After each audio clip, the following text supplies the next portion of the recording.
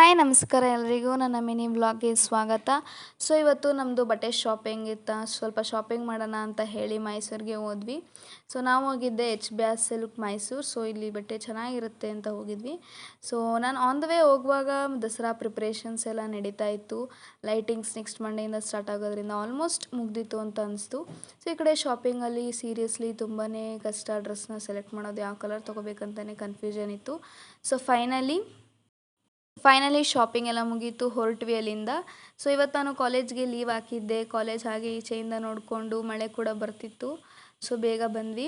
So finally ನಾವು 5ಗೆ ನಮ್ಮೂರಿಗೆ reach ಆದ್ವಿ. ಸೊ ಆ್ಯಕ್ಚುಲಿ ನಾನು ಬಟ್ಟೆ ಸೆಲೆಕ್ಷನ್ ಮಾಡೋದ್ರಲ್ಲೆಲ್ಲ ಏನು ಅಷ್ಟೊಂದು ಚೆನ್ನಾಗಿಲ್ಲ. ಸೊ ನನ್ನ ಸೆಲೆಕ್ಷನ್ ಅಷ್ಟೊಂದೇನು ಚೆನ್ನಾಗಿರಲ್ಲ. ಸೊ ನಿಮ್ಮ ಸೆಲೆಕ್ಷನ್ ಹೇಗಿರುತ್ತೆ? ನೀವು ಗುಡ್ ಸೆಲೆಕ್ಷನ್ ಮಾಡ್ತೀರಾ ಅಥವಾ ನಿಮಗೆ ಓಕೆ ಅನ್ಸಲ್ವಾ? ಯಾವ ರೀತಿ ನೀವು ಅಂತ ಹೇಳಿ ಕಮೆಂಟ್ ಸೆಕ್ಷನಲ್ಲಿ ಕಮೆಂಟ್ ಮಾಡಿ. ಇದಾಗಿತ್ತು ಇವತ್ತಿನ ನನ್ನ ಡೇ. ಯಾರೆಲ್ಲ ಇನ್ನೂ ಸಬ್ಸ್ಕ್ರೈಬ್ ಆಗಿಲ್ಲ ದಯವಿಟ್ಟು ಸಬ್ಸ್ಕ್ರೈಬ್ ಮಾಡಿ. ಹಾಗೆ ಥ್ಯಾಂಕ್ ಯು ಫಾರ್ ವಾಚಿಂಗ್.